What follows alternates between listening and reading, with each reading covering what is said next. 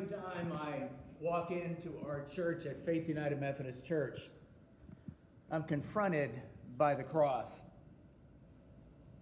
The cross hangs as a symbol of our faith.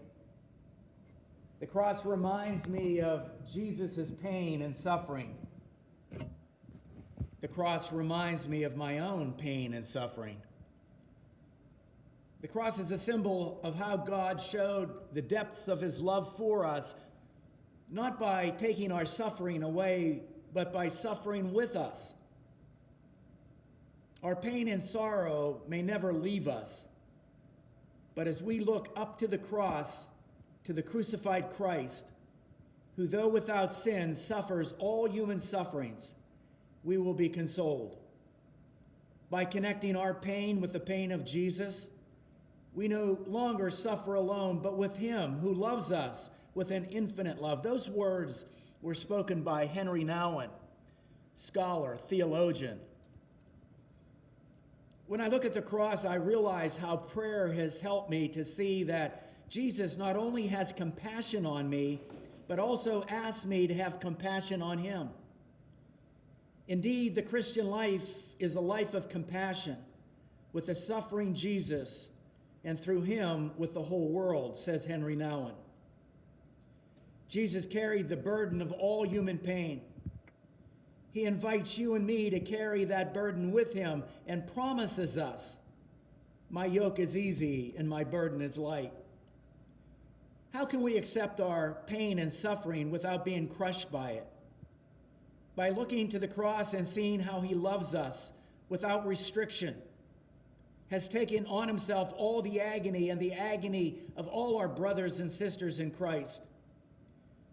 When I look at the cross, I feel deep sadness and I'm overcome with sorrow. But I also know that through Jesus Christ, my painful life has become part of God's plan to joy, a part of my own journey home. Many of you right now are suffering under the weight of the cross. Some of you are carrying your burden, this heavy burden of this coronavirus and what it has done to our world, our country, to each and every one of us, and has isolated us. But you have to remember the words of Jesus Christ when he said, "My yoke is easy and my burden is light." When we carry our cross, we're carrying the symbol of love and reconciliation.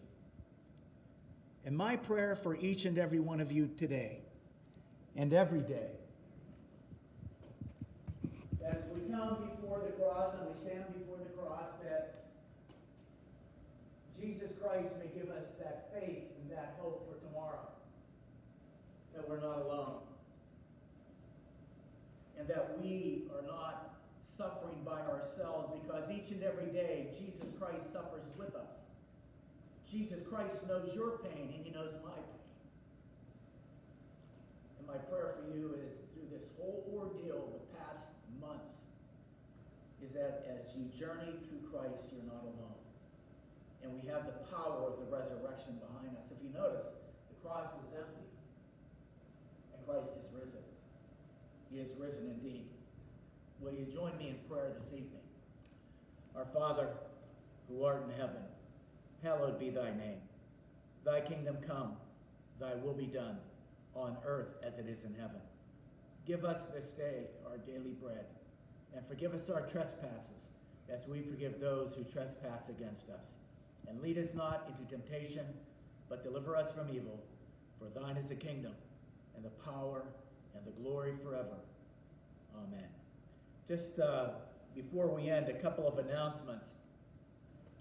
The May issue of our newsletter won't be coming out this month for May, but we will have a newsletter. It'll be on the internet for July and August, and that'll be coming out soon. So look for that on your website. Those of you who are at home and you don't have a computer, we'll try to get you a hard copy somehow. We'll get that in your hands. And also, just remember that the church is still praying for each and every one of you, and we'll be with you. God bless all of you.